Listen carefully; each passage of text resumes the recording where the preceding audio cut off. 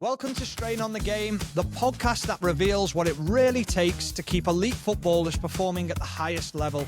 I'm Stephen Warnock, former Premier League player, joined by physical performance expert Adrian.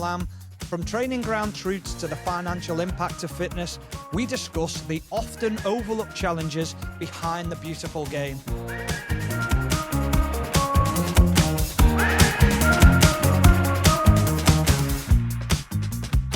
Hello and welcome to another episode of Strain on the Game. This week we are going to be looking at something a little bit different, and it's about the managerial sackings and the impact they can have on a football club and what actually leads to a managerial sacking. So, this is quite an interesting one, isn't it? Because I think it's the volatility of the managerial world that has a massive impact not only on a football club, but individuals and players and coaches and everyone's roles within a football club. Yeah, I mean, we've both been through a few, haven't we? A fair few. I can see a manager off. you and me, wow. Jonah. But yeah, I mean, the manager's the most important person at the club, and the effect of a managerial sacking reverberates throughout the club, and volatility is a great word, the Premier League is volatile.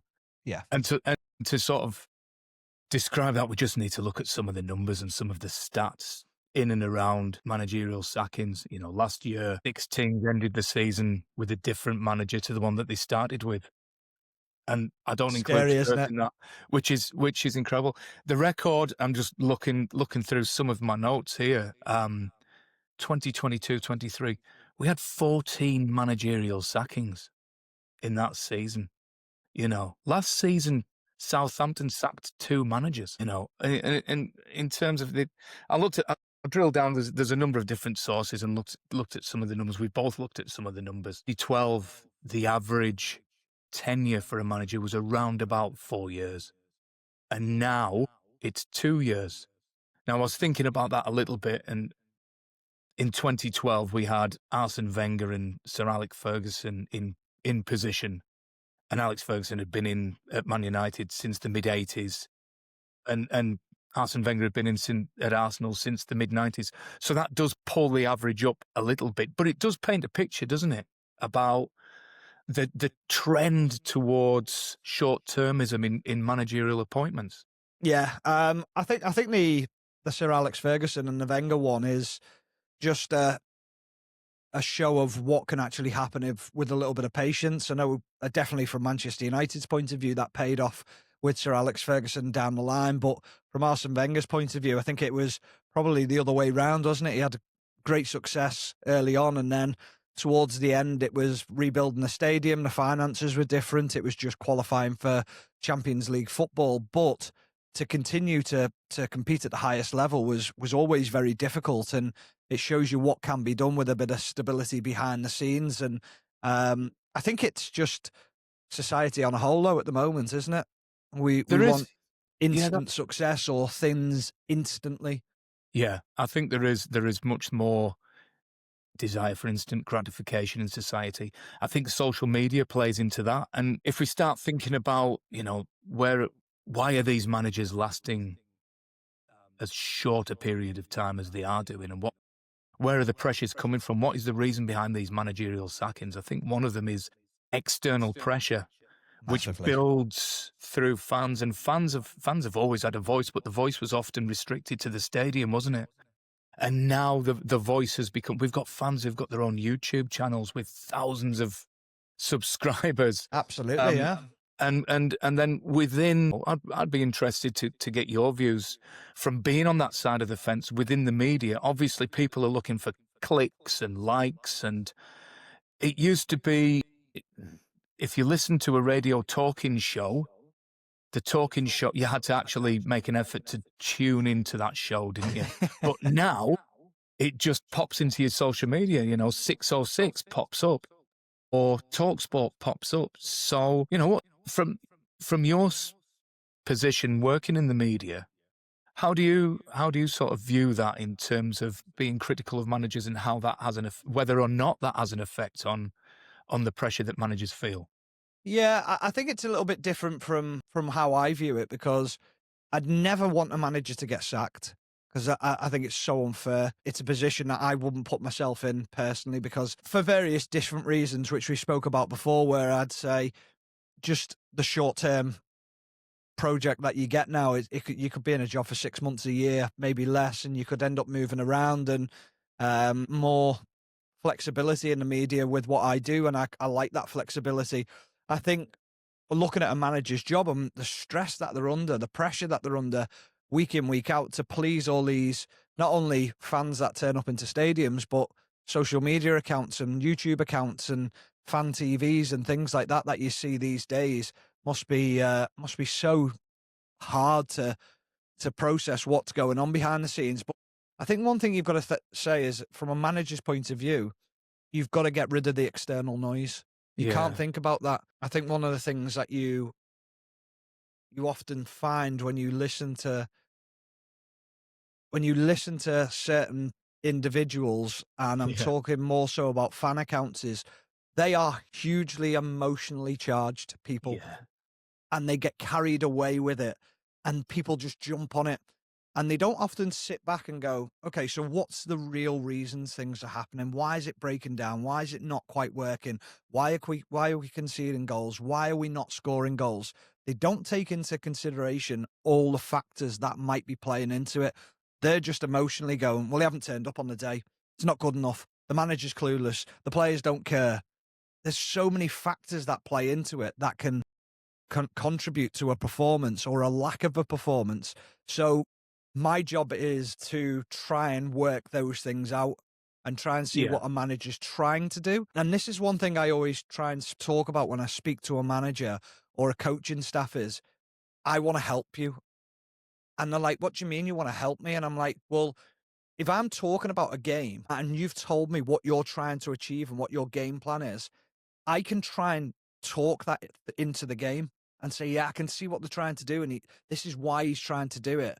I'm not going to give away exactly what you're trying to do, but I'll understand it more, so I can give more reason then to fans and people listening or watching. Whereas Yeah. we're all going into it blind in a way as to what that manager's trying to achieve. So whether that's answered your question or not, I'm Yeah, not so sure. absolutely. Yeah, I think one of the things that I think helps managers is, I remember when Thomas Frank went on to Monday Night Football and explained bits around his philosophy and the way he plays, and that communication, those that availability and that communication with managers, which you are a vehicle to do that, to provide a voice for the managers, I Yeah. think is a good way of kind of being a pressure release valve for Mm. the managers. When sometimes I've been in dressing rooms after a game, more talking with players when the fans have got on a player's back, and the player has actually said, "I wish I could just get on the microphone and tell them what I'm trying to do and try to help them to Yeah. understand." So I think in that sense we've got that the shock value of the media, where they're trying to get likes and they're trying to jump on that, and as you said, the feeding into that emotional narrative versus your type of media production, which is more objective and looking at the reasons behind what the manager's doing. I actually saw one of the stats that we looked at. I found really interesting is when we looked at the managers who have been sacked and how long they last. So from the league data from the League Managers Association tells us that when we just look at dismissed managers, not managers that like Thomas Frank he left, didn't he? He left Brentford to go to Tottenham. He wasn't dismissed. David Moyes, when he left West Ham, he came to the end of his contract. So those wouldn't count towards these. But dismissed managers, the average lifespan is 1.42 years. So it's less than 18 months. It's madness, isn't it? So I looked at the managers that have lost their jobs this season. So we've got Nuno. I looked at he'd been at Forest for 1.72 years. Graham Potter had been at West Ham for 0.7 years. Ange was at Forest for about a month, so 0.1 years. Pereira had been at Wolves for 0.87 years. So the average for those four managers who've left so far this season, we're talking at the end of November. Undoubtedly, more managers will lose their jobs in the coming months. Has been 10 months. The average of those four has been 10 months. Frightening. If we take Ange out of the equation at Forest, because he's kind of an outlier there, isn't he? It's kind of just over a year. And you've spoken, you make a really important, valid point about Sir Alex Ferguson and Arsene Wenger. If we look at the longest serving managers in professional football now, in the four leagues and in the conference as well, two of the top three are Guardiola and Arteta. Yeah. Now, you could argue about the success, and we'll probably discuss the Arteta situation later on. The third name is Simon Weaver at Harrogate, and his dad is the chairman of Harrogate, so I don't envisage him losing his job. That's one way to do it. Well, that would make for an interesting time around the Christmas dinner, wouldn't it? What did you get me for Christmas? If you don't win tomorrow, son, you're going to get your P45. You know, but we used to say, didn't we? New managers need 3 years. If it's a project manager, and we're going to make that distinction between a project manager and a firefighter. And the firefighter comes in and does well for a short period of time, and the club backs him, and then all of a sudden it drifts away a little bit, and then they sack him. And what we're going to talk about is the implications and reverberations of that versus the project manager. You're our guy. We're going to back you for a period of time. And Arteta is a good example of that, I think. And we expect success, but we expect it within this time frame, which seems to be a lot longer than other clubs have. Yeah. Well, I think what's interesting is if you think of Jurgen Klopp's first interview when he went in at Liverpool, he said, "I'd hope to win a league title within 5 years." Right. Not one or two. Within 5. Now, 5 years that's a long time, but it's not in football because you've got so much to do with the squad that you inherit, how you change the players to suit your style of football, how you change the attitude, the sort of this is what I'm looking for, but the expectation. Just the attitude of the players around the training ground, that winning or the mentality, the culture of the football club. The culture's huge within a football club. Now, if you want to implement your culture, you can't do that within 6 months because you've got new people walking through the door constantly, and you're getting players out the door. So it's going to take you maybe a year and a half to create that culture alone. Well, you could be out the door by then. Yeah. But if you're given that time to do it, because I think the difference with Jurgen Klopp was he had sufficient evidence backing him up that he's capable of doing it. Yeah. With his previous jobs at Mainz and at Dortmund.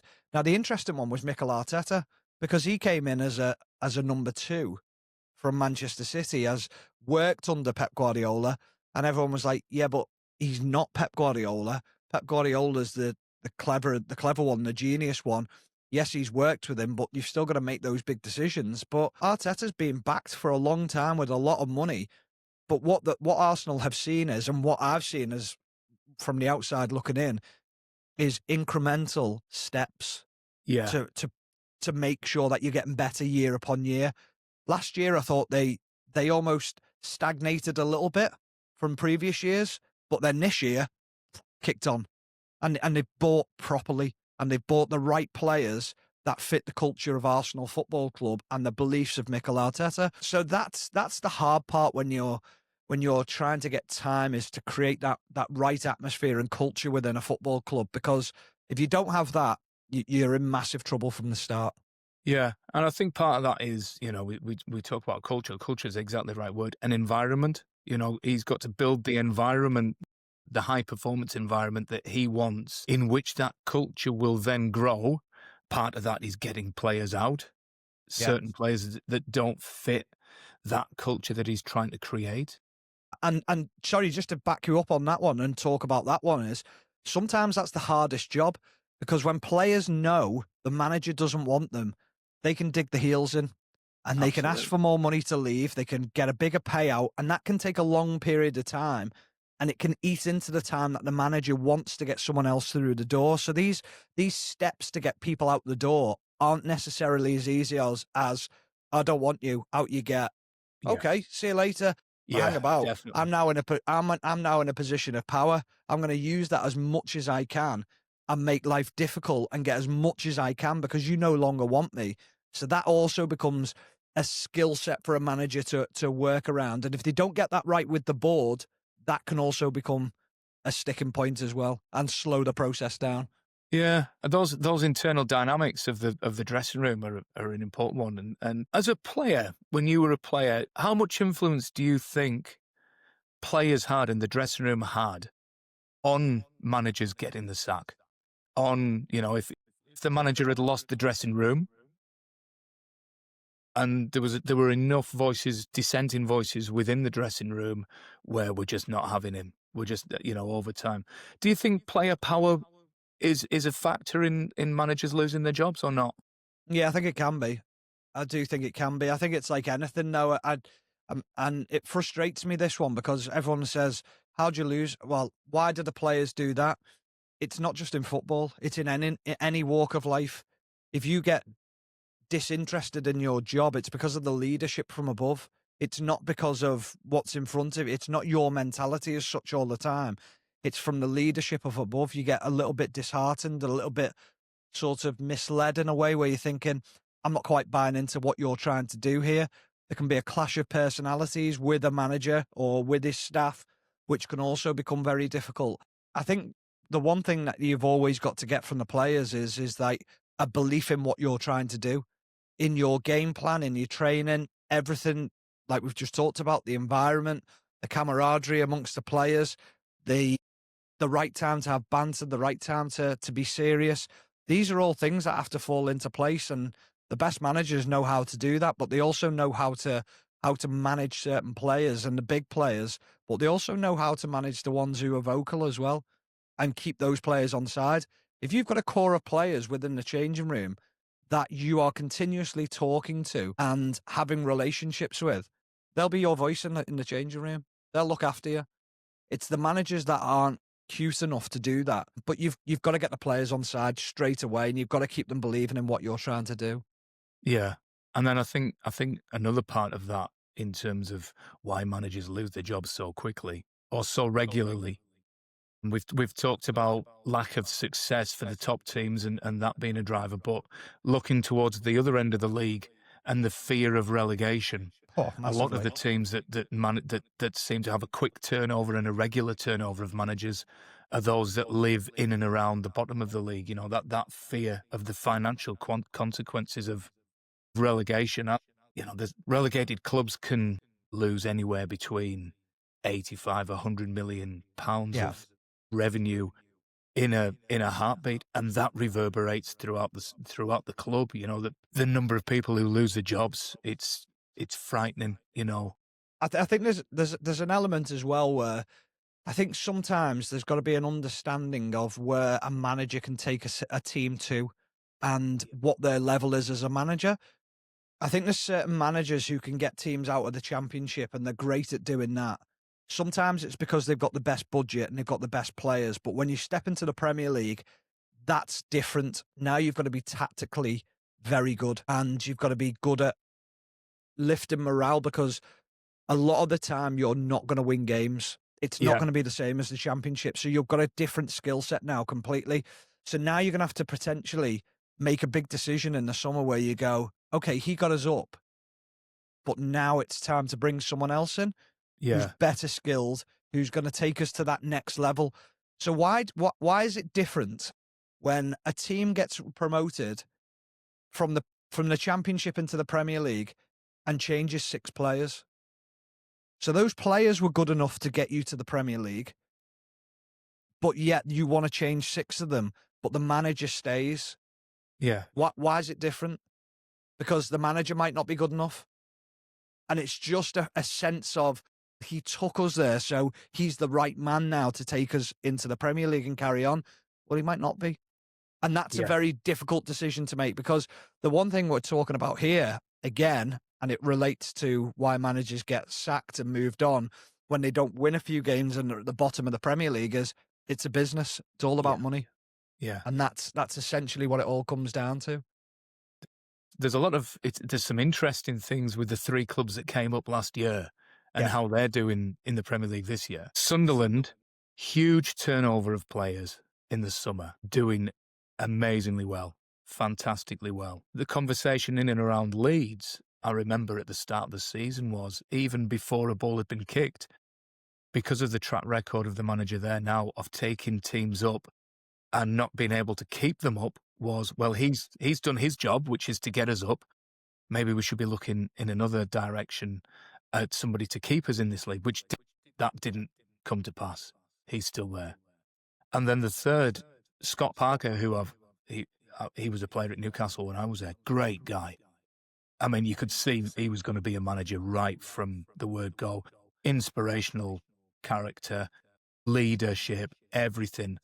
But when we look at his track record as a manager, he has got a little bit of that record of great at taking teams up, but then he took Bournemouth up, he took Fulham up, he's now taken Burnley up. He then doesn't seem to last much longer after that period of time. So it'll be interesting to see how that transpires. So we've got three very different kind of stories in there, which kind of illustrate a lot of the things that we're talking about. And then one of the reasons that managers get sacked that I've experienced, and I've experienced this 2 or 3 times now, is when the club gets taken over and he's in a different direction. So we had that at Blackburn. I think you had left the club by then, but when the Venkis took over Blackburn, and there was a huge amount of disruption, and Sam Allardyce got caught in the crossfire a little bit there, and that was, there was a little bit of, these are the players that I want to bring in versus these are the players that they wanted to bring in, and there was that mismatch and that whole disruptive effect of a club being taken over. And we see the amount of clubs being taken over fairly regularly. That does have an effect, doesn't it? It does. Massively, yeah. Yeah, I think it does have an effect. And I think it's one of those things that I think it's slowing down a little bit more now because a lot of clubs have been taken over recently, and more so the ones with big fan bases and the ones within the Premier League. So I think we'll see a little bit of a decline in that happening as much as it has done in the past. But yeah, that is certainly something that is quite fearful for not only players but the staff on a whole as well. Is where do we stand and where does that sort of leave us at the moment? One of the big things in my career that I remember was very difficult at the time was when I was at Aston Villa. Martin O'Neill walked out at the start of the summer because he wasn't being backed by the board, and it was actually when James Milner left, and the fans wanted, and the owner, Martin O'Neill wanted money reinvesting from James leaving the football club, and he bought Stephen Ireland in, who was a great player, but then they wanted more through the door as well with the money that was there. And he was sort of like, well, I'm sort of done with the football club now. I don't really want to invest too much more money. So I'm just going to keep that money and we'll see how we get on. And Martin left at the beginning of the season. Suddenly we just had a merry-go-round of managers coming in and out the football club. And I went from playing under Martin to then Gerard Houllier coming in, a former manager, not playing. Then you get another manager who comes in, Alex McLeish. I'm back in the team. Then you have another change. Paul Lambert comes into the club and you're out the team. So from a player's point of view, there's so much going on in your head where 1 minute you're in, 1 minute you're out. But the one thing it always comes down to is, and it's no different to a fan, a supporter of any team, a manager, a coach, it's all about opinions.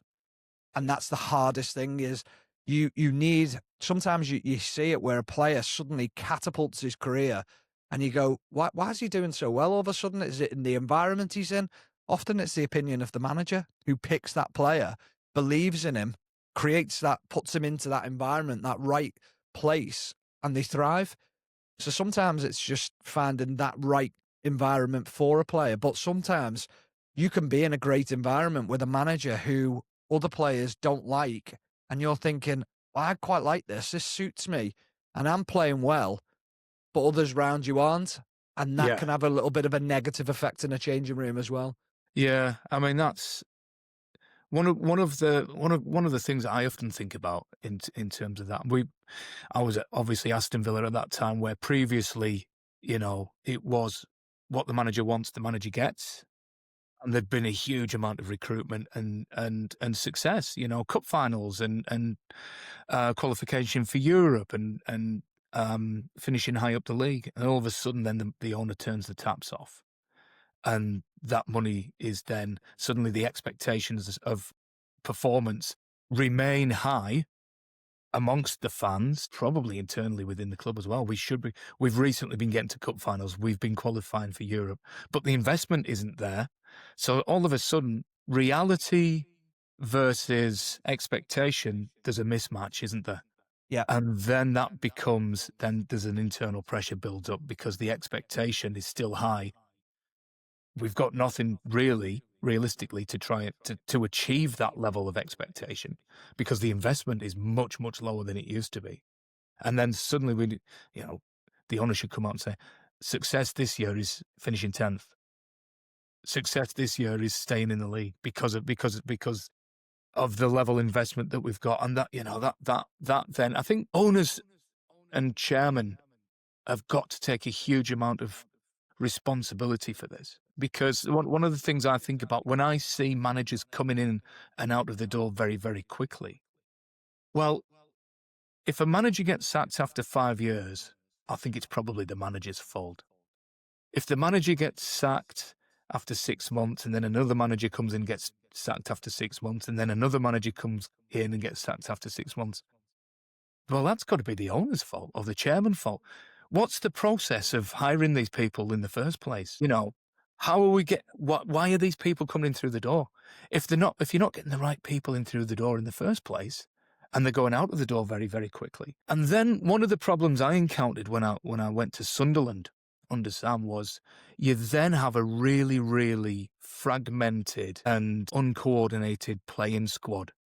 Because what we had at Sunderland then was we had players who'd been recruited by Steve Bruce, and we had players who'd been bought by Martin O'Neill, and then by Gus Poyet, and by Paolo Di Canio, and by Dick Advocaat. So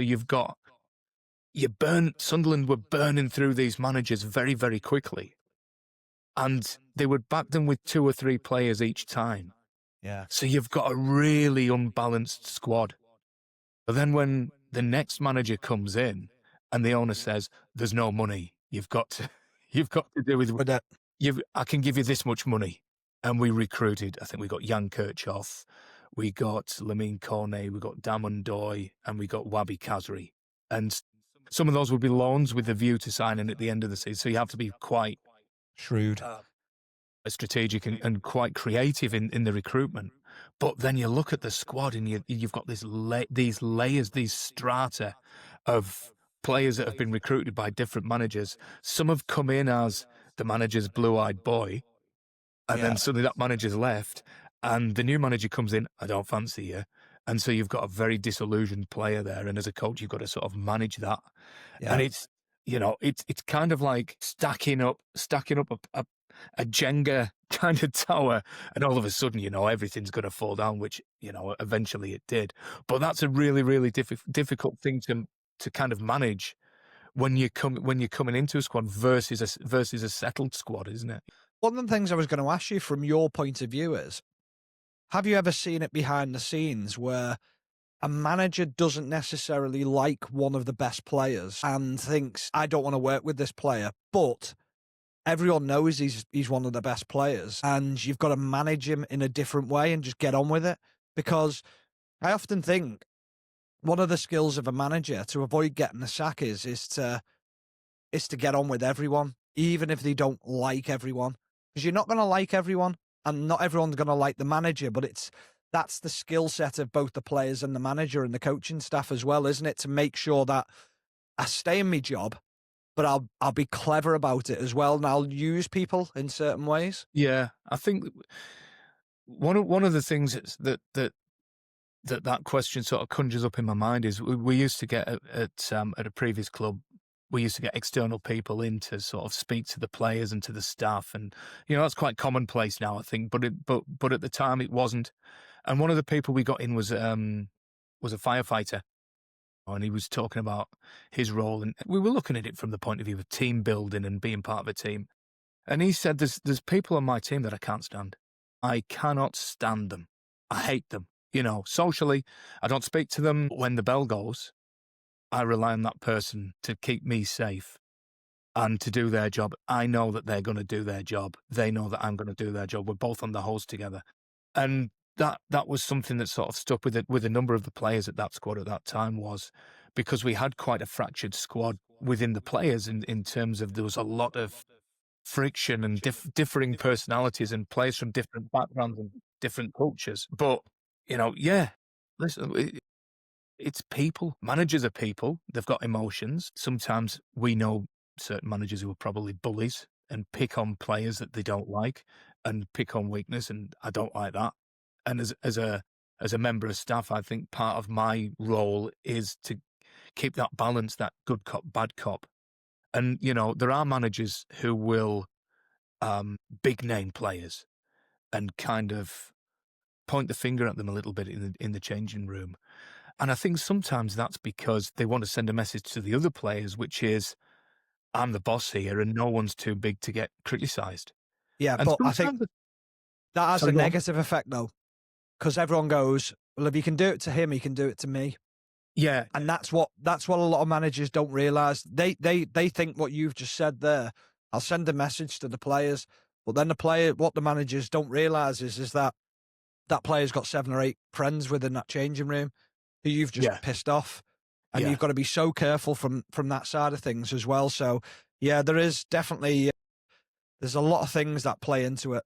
What I would say that in terms of dressing room power, I think if the manager is calling out bad behaviour, that's Yeah, one thing. I think definitely. that's one thing. And if he it's that difference, strong management versus weak management, isn't there?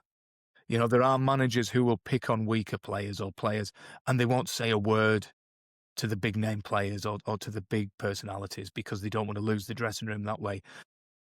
Ironically, that is a way of losing the dressing room because the big players will say, "You don't say anything to me," you know, and you're a bully essentially, and they can lose. So I think in terms of, you know, it goes back to exactly what you said earlier: building the culture, creating the environment. You know, these are our behaviors, these are our standards. We don't accept people to fall. We don't accept people falling below those standards, no matter who they are. Bad behavior will get called out. But it's when managers are sort of shifting the blame onto, I won't say weaker personalities, but lesser personalities or people who don't have that level of leadership within the dressing room. That's when things can start to fall apart a little bit for certain managers, I think. Right, I've got a little bit of a rogue question for you here. I hate a rogue question. So you're the fitness coach, Alexander Isak. Oh, right. So there's a lot of talk at the moment about Arne Slot and potentially losing his job, which I just think is absolutely bonkers, if I'm being completely honest. However, he's now got Alexander Isak, who came in on the last day of the transfer window, British transfer record, and to me, does not look fit at all. Mhm. If you were his coaching, and I know this is very difficult because you know people in the industry and you don't want to tread on people's toes. So I'll sort of give you my opinion first. Yeah. I would take him out the firing line and I'd take him away again and I'd put him on a month's intensive training and I'd make sure that he was training 3 times a day and he'd have a mini preseason again. I've watched him in the last few games when he's played. There's no strength in him at all. There's no power, acceleration. And I just look and think, have is Slot in a position now where he's that desperate for something to happen? He's like, well, I've got to put him in. Yeah. I've just got to put him in the mix and see if he scores a goal and maybe that'll pick his confidence up. Whereas I'm thinking he's nowhere near going to be confident because he hasn't got the confidence to take people on because he's got no acceleration, power. He gets to 50 minutes, he looks absolutely dead on his feet, and I'm thinking this is what we talked about at the beginning of the season, We where did. lack Yeah. of preseason is so critical to players. Yeah. And that's, I mean, I didn't see the last Liverpool game because out here in Los Angeles, it was the time difference was too much. So I couldn't comment on his most recent performances. What I would say is that I don't know the Liverpool fitness staff well. I know some of them on a hello basis. What I do know is they're extremely good, Yeah, really talented individuals. What their level of communication with the manager in terms of what they think and what the manager thinks might be two different things, and very true. there might be a not a disconnect as such, but certainly a middle ground might be think. And it's listen, where's the pressure coming from? Might be coming from upstairs. Listen, we've spent this much money on him. He's got Where to is he? play. He's got to play. I'll give you a little anecdote of that. When I was at Preston North End, we signed Kevin Davis, and Kevin had come from Bolton, and he'd done a really clever thing, which was he didn't sign until like 2 weeks before the start of the season. So he extended his summer holidays out, which was brilliant. And Great then he came back, experience. and showed all of his experience. And then the first game of the season was against Wolves, and I think Kev started. He'd had a microwave pre-season. You know, he's moved very quickly up through it, and he's like, Yeah, he played. I think he played like 60 or 70 minutes. I'd have to check the records to see, but he played against Wolves. I think they drew 3-3, and then that's the Saturday, and then on the Monday there is a League Cup game against Blackpool, who are Preston's local rivals. So there's a huge amount of pressure on that because of the local rivalry, fans' expectations, brilliant. And we talked through, and Simon Grayson was the manager at the time. He said, "What do we think about Kev?" I said, "Well, I mean, he hasn't had a pre-season. The risk factor of him getting injured is high with his age, with the minutes that he's played, with his current level of status." My view would be certainly not to start him. If you want to put him on the bench, that's up to you. But my opinion would be not. Right. And we all chipped in. We all had those opinions. And there was a level of agreement. Comes Monday night, the chairman comes in. What's this about Kev Davies not playing? The manager, who is brilliant, I love Simon, he's a great guy, just pointed at me and said, "Ask him." So cheers. the chairman comes over and he says, "Well, what do you think?" And I explained this. He's old player. He hasn't had much of a pre-season. He's, you know, the risk injury. If we think about keeping him for the season and building up through the season so that you're not going to see the best of him until kind of Christmas time, really. Right. Walked out. And then he came back in. He went, "So that's it then. He's not playing." No, he's not playing. Right. Okay. So those are the. No, I'm not suggesting that is a situation that's happening at Liverpool where the CEOs, but it can happen. It can happen. Fortunately, that story ended well for me because Ian Hume had a great game and scored a couple of goals, and Preston won the game. So pressure off. You know, that's all been forgotten about, moved on. But that is an illustration of what can happen where there's lots of conversations happening in the Isak case. Yeah, we saw it. He didn't have a pre-season. And then you're playing catch-up all the way through. So, yeah, taking him out of the firing line. But then Liverpool aren't doing very well at the moment.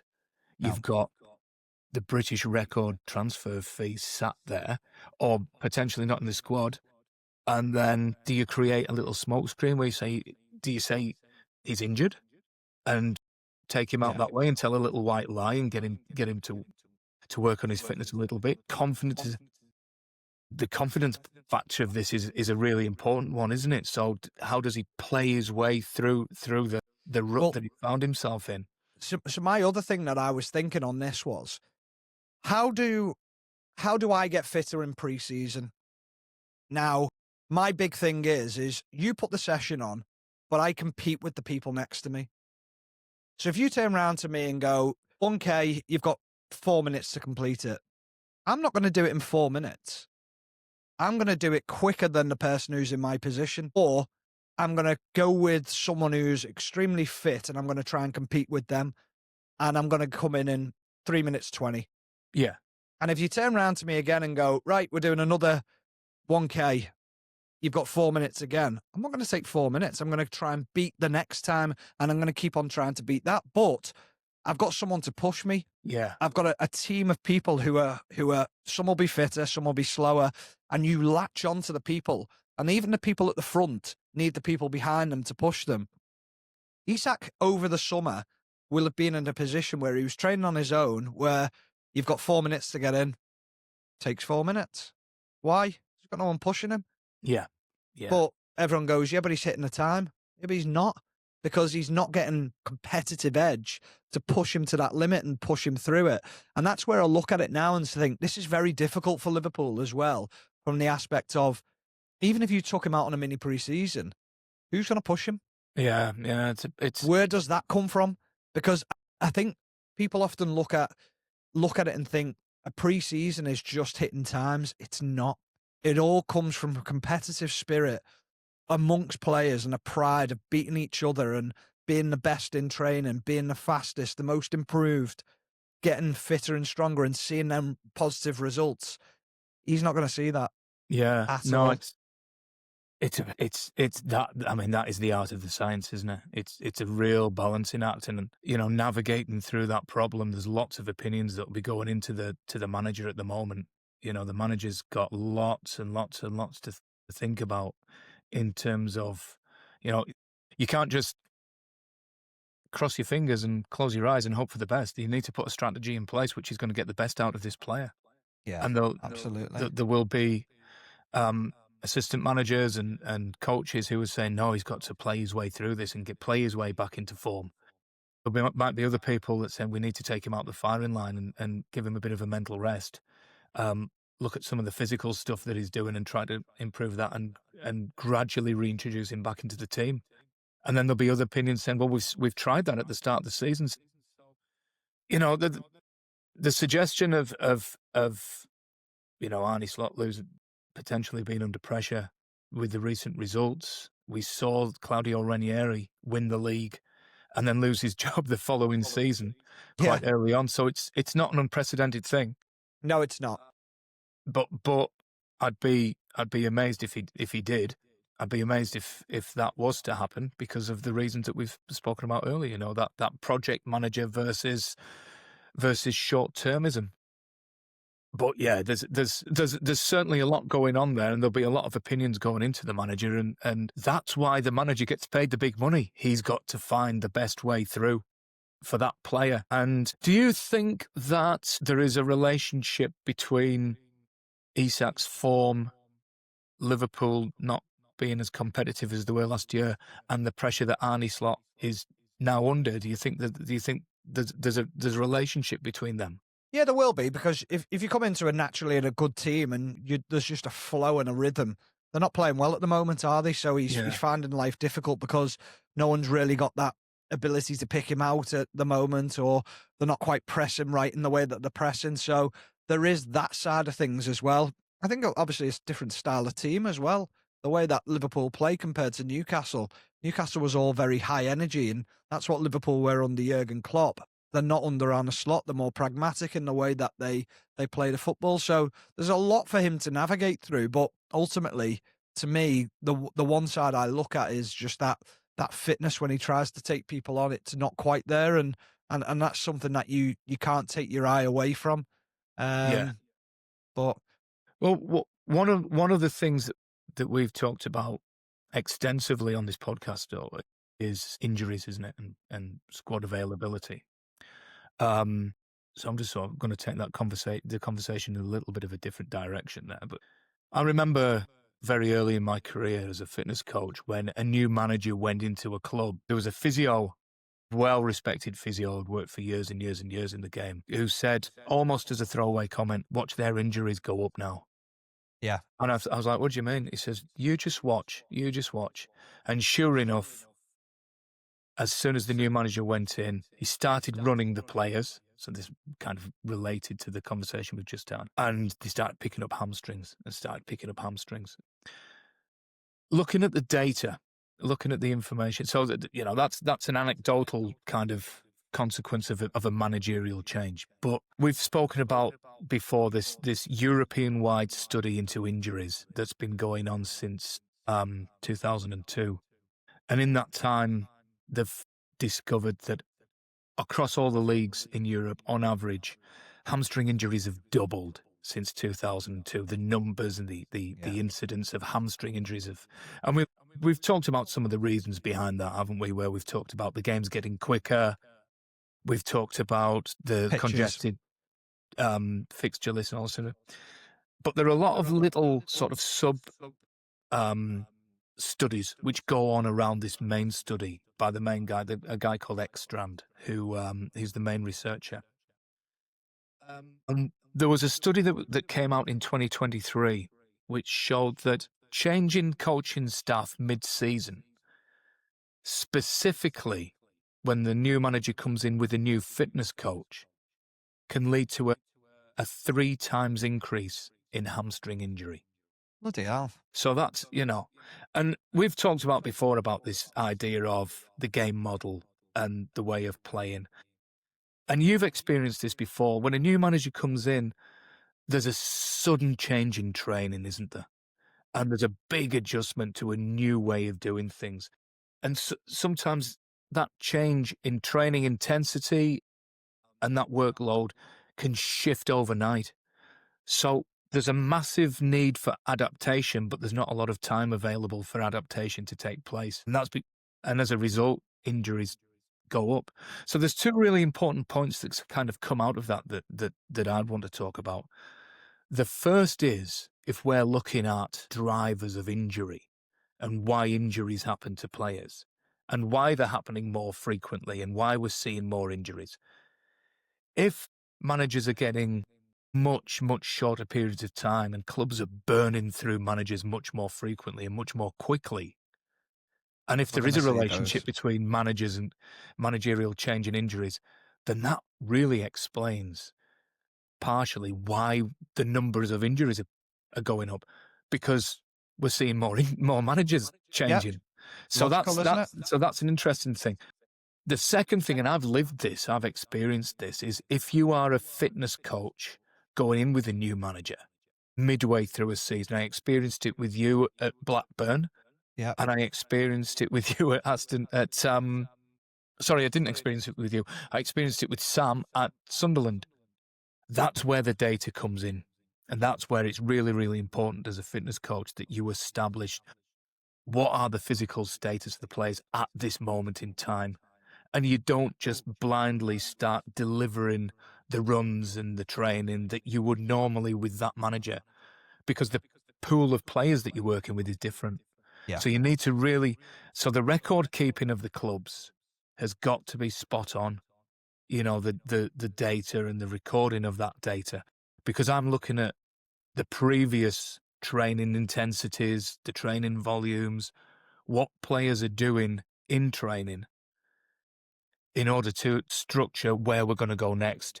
Yeah. Within relatively safe parameters. So one of the things that I remember distinctly when Sam came into Sunderland, one of the first things he said to me was, "We've got to get Jermaine Defoe doing 1,000 metres of high-speed running every game."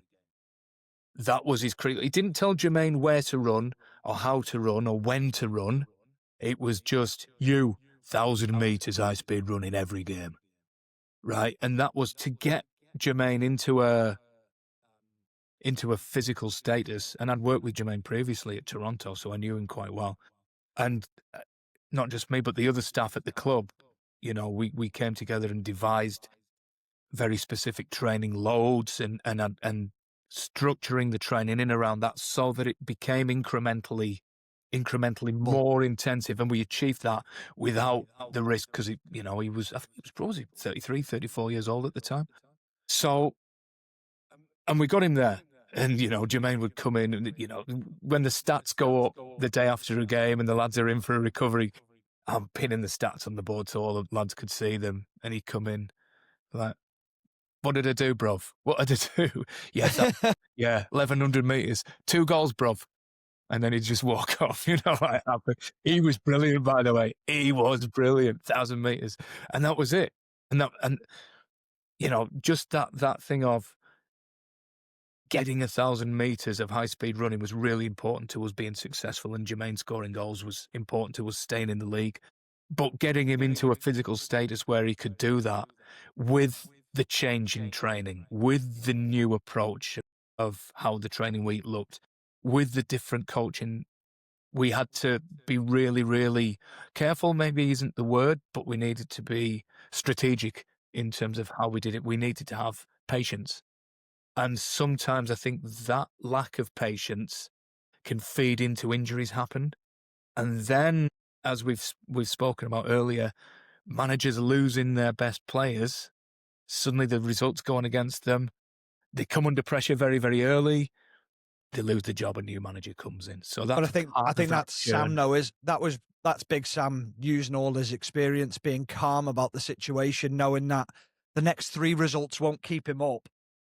It might be the 10 after that. Yeah, yeah, And that's where you've got to be not short-minded, but you've got to look at the bigger picture and understand that it will take a little bit of time and there's got to be a patience about it. Whereas yeah, some managers are so intent on doing it straight away.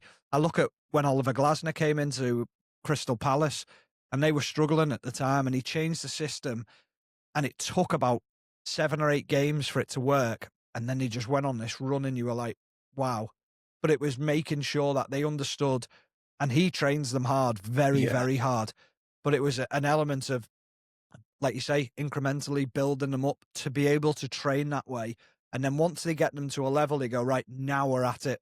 Now we go for it. And we'll start to see the benefits of it. And you do. And that's experience from managers. And that's key in yeah. keeping your job as well. Well, that's an interesting point. We've spoken a lot about what clubs do wrong. What do you think the successful clubs do differently? And when I say successful, the teams that keep the managers for longer periods of time. What is it that they do that other clubs could probably do better?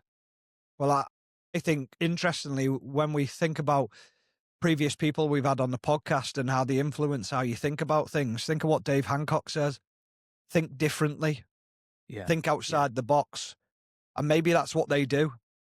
Maybe they're constantly finding ways to keep the players fit and challenging them in different ways, giving them different exercises, different programs, making sure that they're individually being looked after in different ways, making sure that they look at every aspect of what's going on around the training ground, around the stadium, making sure that even little things like the overnight stays are correct, the food's right, the environment that's being created when they get to the hotel, that they find it comfortable.